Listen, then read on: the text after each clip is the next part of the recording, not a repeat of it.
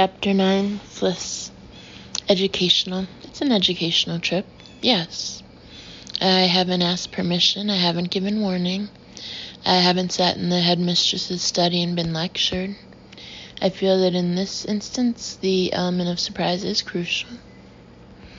Mrs. Phipps, Mrs. Hawking puts her head round the door of the classroom. You wanted to see me. Hello. I smile as confidently as I can. Yes, just a small matter.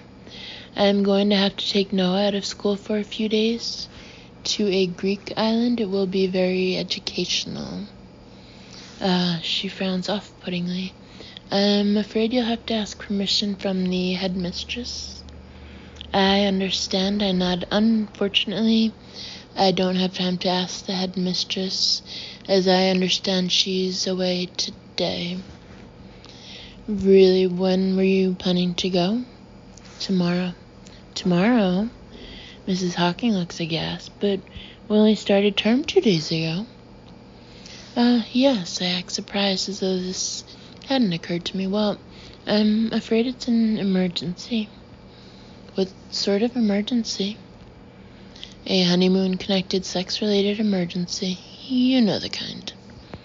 A family crisis, I improvise, but as I say, it'll be a very educational trip. Incredibly educational. I spread my arms as though to indicate just how educational this trip would be. Highly, highly educational. Mrs. Hawking clearly doesn't want to give way. Is this the 4th time Noah's been taken out of school this year? Is it? I act I'm not sure. I know things have been, she clears her throat, difficult for you. But with your job and everything, yes. We're both staring at the ceiling as though to expunge the memory of that time Daniel had just brought in his new set of big gun lawyers, and I burst into tears at pickup time and practically sobbed on her shoulder. Well, she says, very well, I'll tell the head. Thank you, I say humbly. Noah's having his extra lesson at the moment, but if you come in, I'll give you his bag. I follow her into the empty classroom, which smells of wood and paint and Play-Doh. The assistant teacher, Ellen, is tidying away some plastic counters, and she beams up at me. Ellen has a high-salaried husband in banking and is a great fan of 5-star hotels. She reads the magazine every month and is always questioning me about the latest spa treatments and whether Dubai is over. Mrs. Phipps is taking Noah on an educational trip to a Greek island, says Mrs. Hawking in deadpan tones that clearly mean this irresponsible parent is going on a drugs and booze mini break and is dragging her poor son along to get high on the fumes. What can I do? Lovely, Ellen says, but what about your new puppy? My what? I stare at her blankly. Noah was telling us about your new puppy, the Cocker Spaniel. Cocker Spaniel, I laugh. I don't know where he's got that idea from. We don't have a puppy, nor are we getting a puppy. I break off, and Mrs. Hawking and Ellen are exchanging looks. What is it? There's silence. Then Mrs. Hawking sighs. We did wonder. Tell me, has Noah's grandfather died recently? No, I stare at her. And he didn't have an operation on his hand during the holidays? Chimes in Ellen at Great Ormond Street. No, I look from face to face. Is that what he's been saying? Please don't worry, says Mrs. Hawking hurriedly. We noticed last term that Noah seemed to have quite an imagination. He's been coming out with all sorts of stories, some of which are obviously untrue. I stare at her in dismay. What other stories? It's perfectly normal for children to live in a fantasy land at his age. She's deflecting me. And, of course, he has had an unsettling time at home. He'll grow out of it, I'm sure. What other stories? I persist. Well, again, Mrs. Hawking exchanges looks with Ellen. He said he'd had a heart transplant. Obviously, we knew that wasn't the case. He mentioned a surrogate baby sister, which, again, we thought probably wasn't true. A heart transplant, a surrogate baby sister. How does Noah even know about things like that? Right, I say at last. Well, I'll have a word with him. Tread lightly, Mrs. Hawking smiles. As I say, it's a perfectly normal phase. He may be attention-seeking, or he may not even realize he's doing it. Either way, I'm sure he'll grow out of it. He even said you once threw all your husband's clothes onto the street and invited the neighbors to help themselves, says Ellen with a bright laugh. He's got such an imagination. My face flames. Damn, I thought he was asleep when I did that. What an imagination. I try to sound natural. Who on earth would do a thing like that? My face is still hot as I arrive at the special educational needs department. Noah has special after-school lessons every Wednesday because his handwriting is terrible. Parentheses, the official reason has spatial coordination in the title and costs £60 per session. Parentheses. There's a waiting area outside the door, and I sit down on the miniature sofa. Opposite me is a shelf full of pencils with special grips and odd-shaped scissors and beanbags. There's a rack of books with titles like, How Do I Feel Today? On the wall, a TV is softly burbling away with some special kids program. They could do with a department like this at the office. I find myself thinking, I wouldn't mind escaping for half an hour a week to play with beanbags and point to the flashcard reading, Today I'm sad because my boss is a git.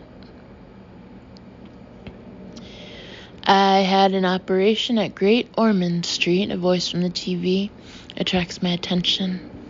My hand was sore afterward and I couldn't write anymore.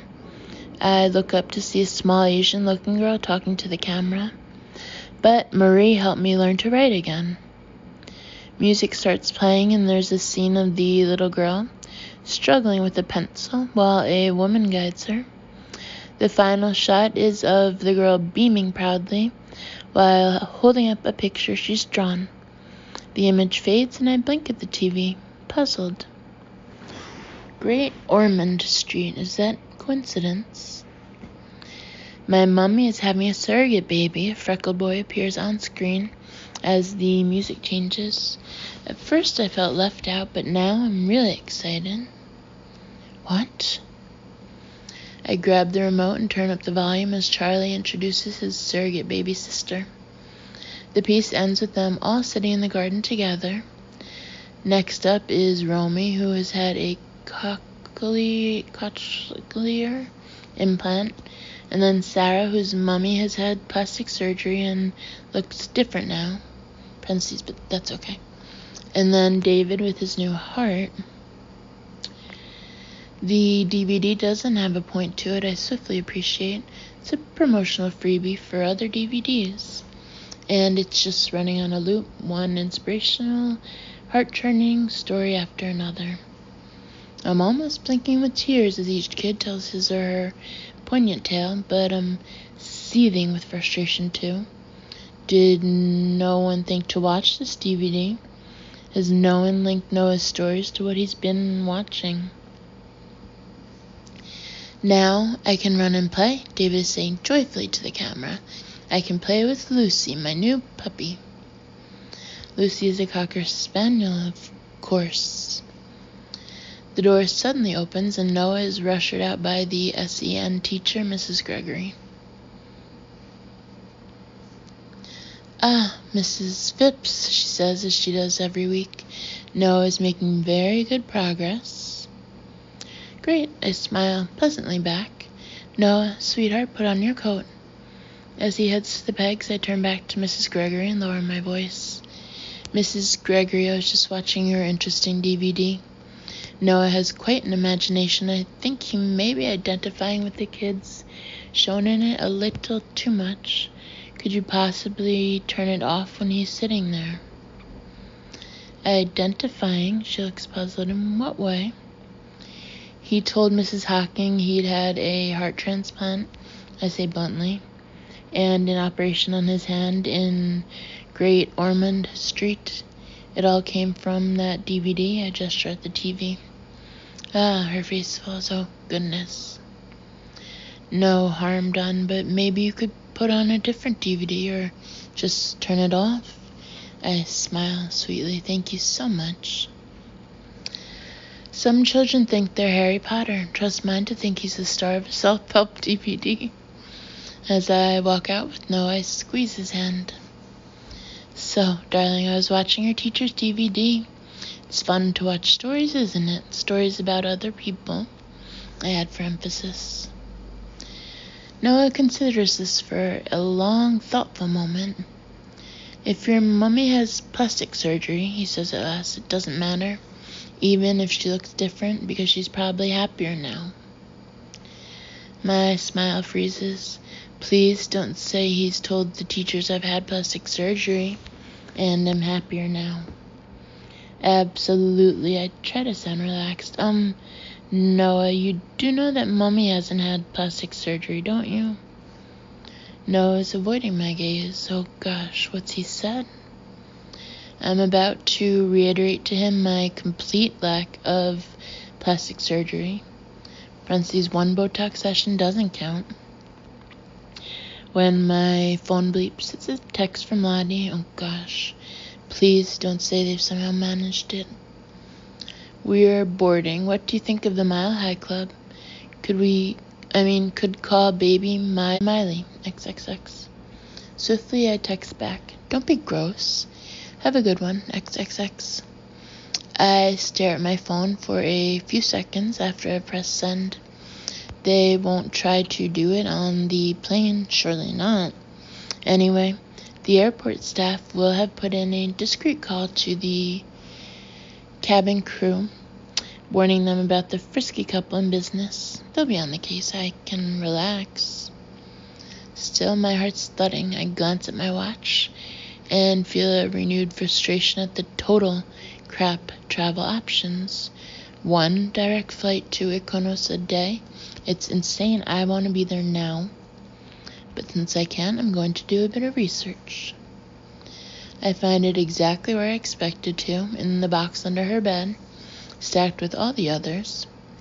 Lottie started keeping a diary when she was 15, and it was a pretty big deal. She used to read bits out to me and talk about getting them published one day. She would say portentously, as I wrote in my diary yesterday, as though somehow that made her thoughts far more significant than mine. Parentheses unrecorded, lost to the mists of time. History will weep, obviously. Close parentheses. I've never read Lottie's diaries before.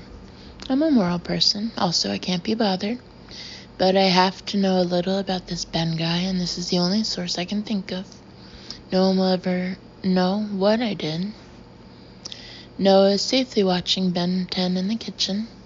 I sit down in her bed, and Lottie scent wafts up from the duvet cover, floral, sweet, and clean. When she was 18, she wore eternity, and I catch a whiff of that, too, coming from the pages of the diary. Right, let's dive in quick.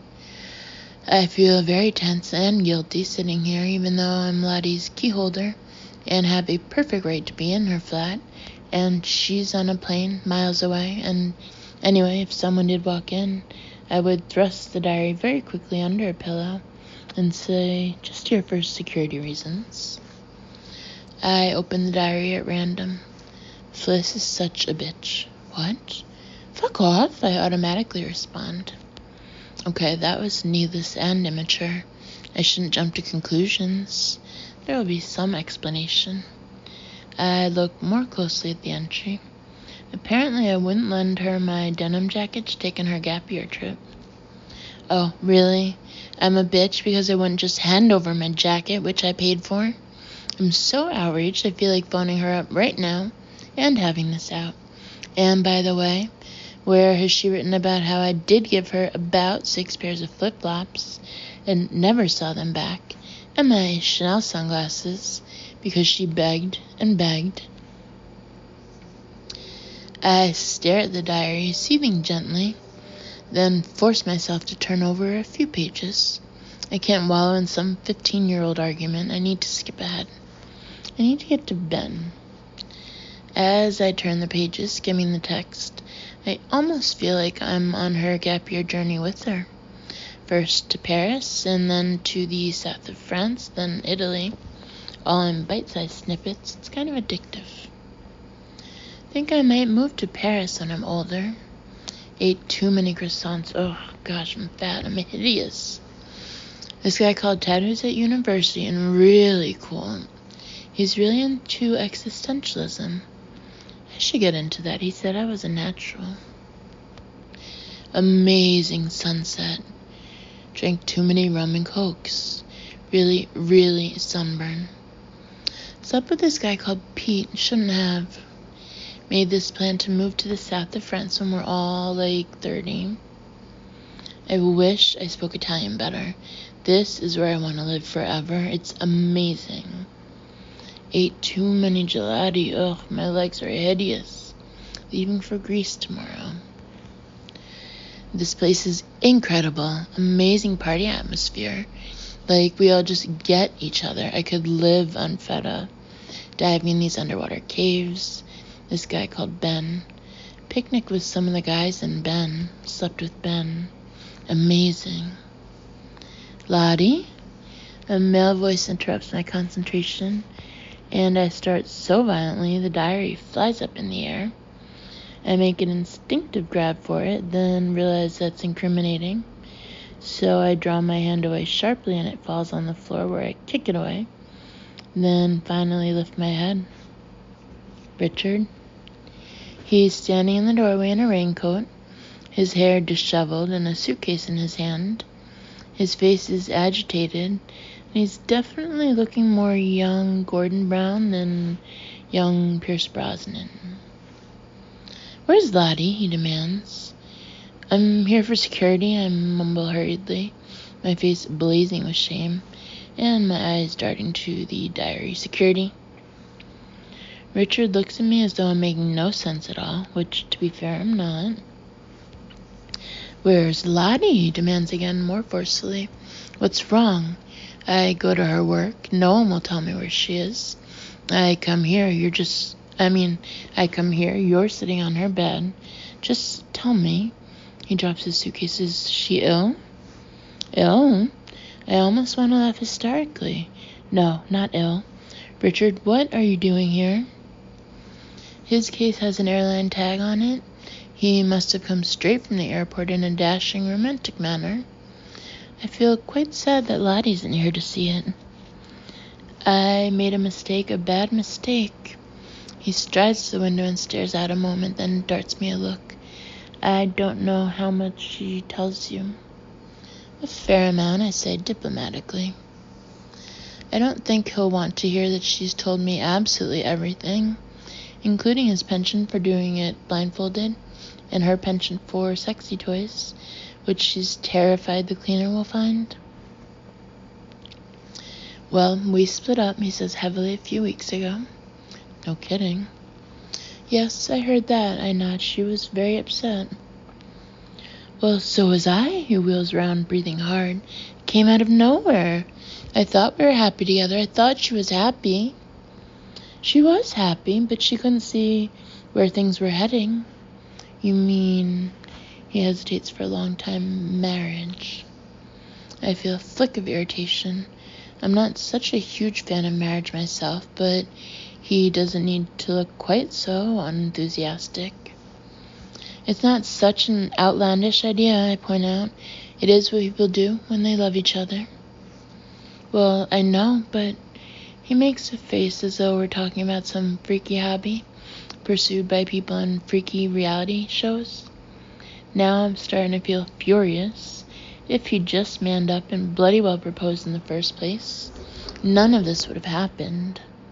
What do you want, Richard? I asked abruptly. I want Lottie. I want to talk to her. I want to get things back on track. She wouldn't return my calls or my emails, so I told my new boss I had to come back to England. There's a throb of pride in his voice. He clearly reckons he's made the supreme gesture. And what are you going to say to her? That we belong together, he says steadily, that I love her, that we can work things out, that maybe marriage is a possibility down the line. Maybe marriage is a possibility down the line. Wow, he really knows how to woo a girl. Well, I'm afraid you're too late. I feel a sweet sadistic pleasure at saying the words, she's married. What? Richard frowns blankly, clearly unable to process my words. She's married. What do you mean she's married? He still looks baffled. For gosh sakes, what does he bloody think I mean? She's married. She's taken. In fact, she's just flown off on her honeymoon to Mykonos. I checked my watch. She's in the air right now. What? A thunderous scowl buries itself in his forehead. Definitely Gordon. He'll throw his laptop at me in a minute. How can she be married? What the fuck are you talking about? She split up with you. Practically had a nervous breakdown. Met up with an old flame who proposed on the spot and said yes because she was in shock and desperately miserable and fancies him rotten. That's what I'm talking about. I glare at him. Get it? But who is he? Her gap year boyfriend. She hadn't seen him for 15 years. First love, all that. He's gazing at me suspiciously. I can see the cogs of his brain working. The realization dawning. This isn't a wind-up. I'm telling the truth. She's married. Fucking fuck. He bangs both fists to his forehead. Yep, that's how I feel about it, too. There's a dejected silence. A light flurry of rain patters against the window, and I wrap my arms around myself. Now that the exhilaration of punishing Richard has ebbed away, all I can feel is sore and miserable. What a mess. Well, he exhales. I guess that's it. I guess so, I shrug. I'm not going to share my plans with him.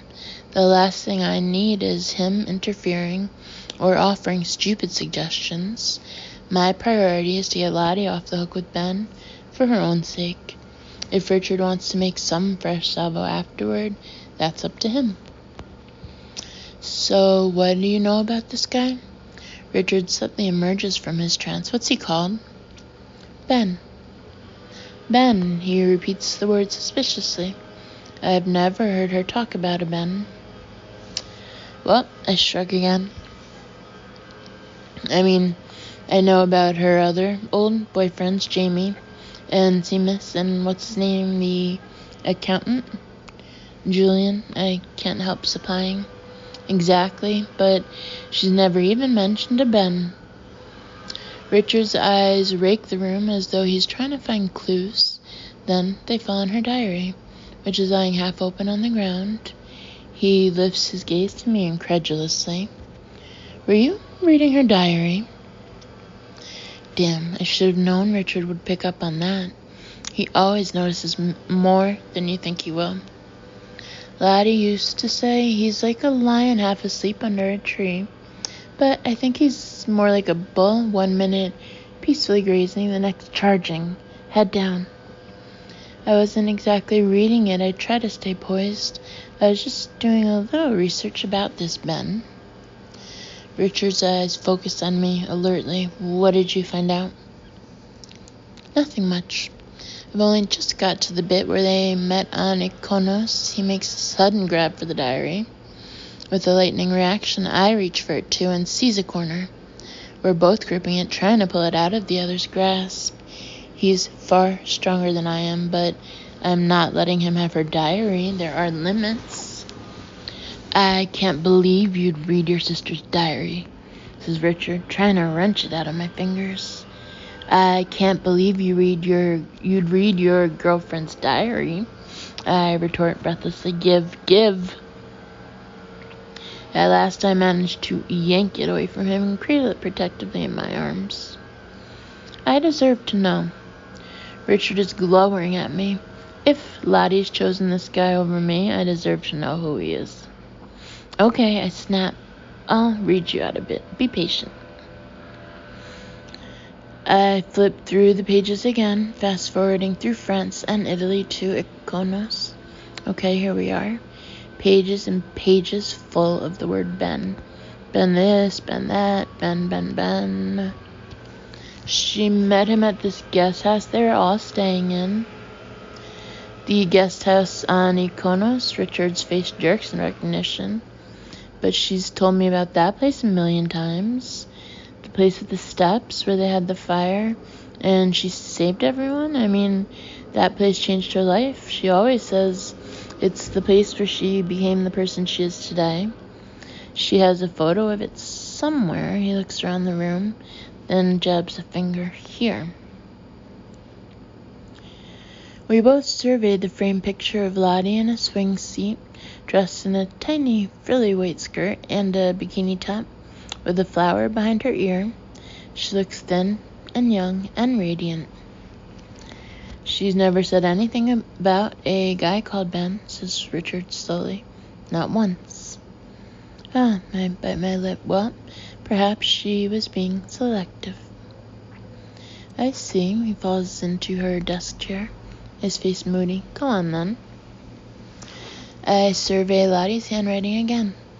Basically, they checked each other out on the beach. Then there was a party and they got it together. Read it, he interrupts. Don't summarize. Are you sure? I raise my eyebrows at Richard. You're sure you want to hear this? Read it. Okay, here goes. I draw a breath and choose a paragraph at random.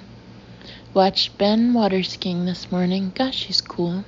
He plays the harmonica and he's so brown. Had sex all afternoon on the boat. No tan lines, haha. Bought more scented candles and massage oil for tonight. All I want is to be with Ben and have sex with Ben forever. I will never love anyone else like this. Never. I fall into silence, feeling uncomfortable. She'd kill me if she knew I'd read you that. Richard doesn't reply. He looks stricken. It was 15 years ago, I say awkwardly. She was 18. That's what you write in your diary when you're 18. Do you think, he pauses, do you think she's ever written anything like that about me? Alarm bells start clanging in my head. Uh-oh. No way. Not going there. I have no idea. I clap the book shut briskly. It's different. Everything's different when you grow up. Sex is different. Love is different. Cellulite is very different. I'm trying to lighten the atmosphere, but Richard doesn't even seem to hear. He's staring at the photo of Lottie. His brow furrows so deeply, I think it might cave in. The sudden sound of the doorbell makes us both start, and as we meet eyes, I can tell we both had the same crazy thought. Lottie? Richard strides into the narrow hall, and I follow, my heart pounding. He throws open the door, and I peer in, disappointed, at a thin elderly man. Mr. Finch, she says in querulous tones, is Charlotte home? Because despite her promises, she has done no work on the roof terrace at all. It's still an absolute mess. The roof terrace, even I know about the roof terrace. Lottie rang me up to tell me she was totally getting into gardening and had ordered loads of cute gardening accessories, and she was going to design an urban potager. Now, I'm a reasonable man, the man is saying, but a promise is a promise, and we have all contributed to the plant fund, and I really feel she'll do it, okay? Richard pushes forward, his voice thundering so loudly that the light fittings practically tremble. She's planning a great project. She's creative. These things take time, so back off. The elderly man recoils in alarm, and I raise my eyebrows at Richard. Wow. I wouldn't mind someone fighting in my corner like that once in a while. Also, he's definitely a bull, not a lion. If he were a lion, he would even now be stalking Ben with stealthy patience through the undergrowth. Richard's too straightforward to do that. He'd rather charge furiously at the nearest target, even if it means 1,000 teacups broken in the process, so to speak. The door closes, and we look at each other uncertainly, as though the interruption has changed the air. I should go, says Richard abruptly, and buttons up his raincoat. You're going back to San Francisco, I say in dismay, just like that. Of course. But what about Lottie? What about her? She's married, and I wish her every happiness. Richard, I wince, not knowing what to say. They were Romeo and Juliet, and now they found each other again. Makes total sense. Good luck to them. He's upset, I realize, really upset. His jaw is taut, and his gaze is distant. Oh gosh, I feel terrible now. I shouldn't have read her diary out. I simply wanted to shock him out of his complacency. They aren't Romeo and Juliet, I say firmly. Look, Richard, if you really want to know, they're both having complete fuckwit meltdowns. Lottie hasn't been thinking straight since you and she split up, and apparently this Ben is having his own midlife crisis. Richard, listen, please. I put a hand on his arm and wait till he gives me his attention. The marriage won't last, I'm pretty sure of that. How can you be pretty sure? He scowls as though he hates me for even raising his hopes. I just have a feeling, I say mysteriously. Call it sisterly intuition. Well, whatever, he shrugs. That'll be a way down the line. He heads back into the bedroom and picks up his suitcase. No, it won't. I hurry after him and grab his shoulder and to make him stop. I mean, it might be sooner than you think, much sooner. The point is, if I were you, I wouldn't give up. I'd hang fire and see. Richard is silent a few moments, clearly fighting his own hopes. When exactly did they get married? He asks suddenly. This morning, I wince inwardly as I realized how crap his timing was. If only he'd arrived one day earlier. So tonight's there. He breaks off as though he can't bear to say it. Wedding night, yes, I suppose it is. I pause and examine my nails, my face carefully blank, my demeanor innocent. Well, who knows how that will go.